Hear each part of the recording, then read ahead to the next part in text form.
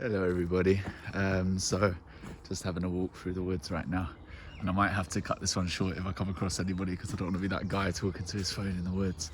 But this woods in particular reminded me of a story that was quite sort of a revelation for me and a reminder more than anything, and it kind of always is, and it's always a bit of like a reminder of what you already knew, especially if you've been on the path for a little bit of time.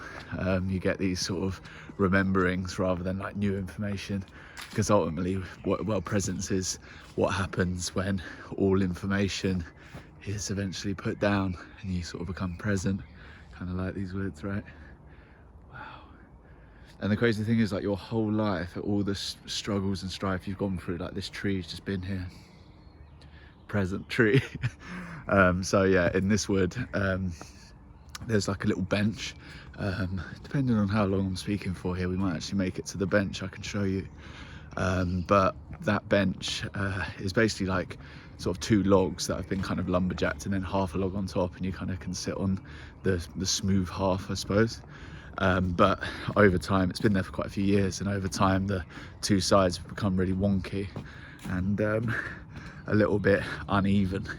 So one day I sort of was searching around for like a different set of logs to sort of build a more sturdy kind of two, like sort of like two logs and then one log on top. So I was searching for the bottom two to put underneath to sit on it, and I found like these perfect logs that looks like a lot better than the logs that were originally there.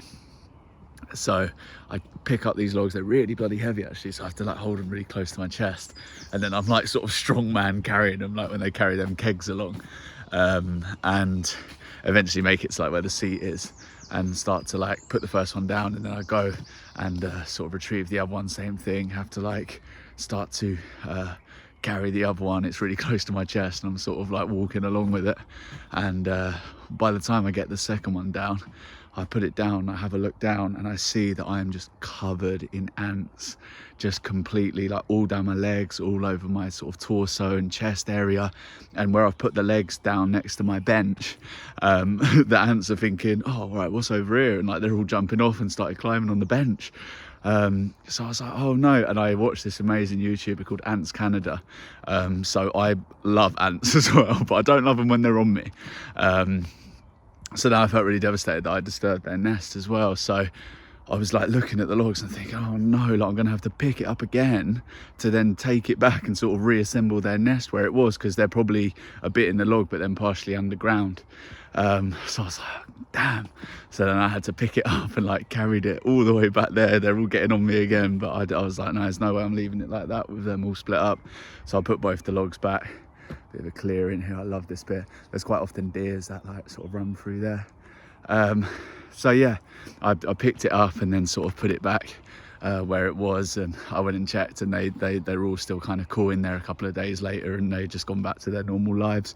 And my bench, like they had all left my bench because they all went back to each other.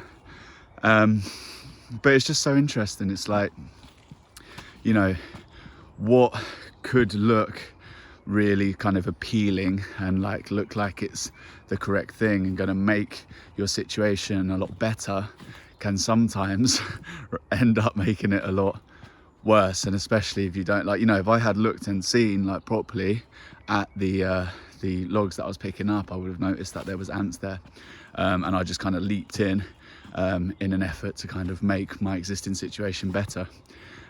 So it's just one of those things of like sort of one of those life lessons that kind of reminded me that, like, you know, although the bench may be wonky, it's not worth just throwing out the old and bringing the new thing in, because, you know, the new thing might be the home of 1,000 ants.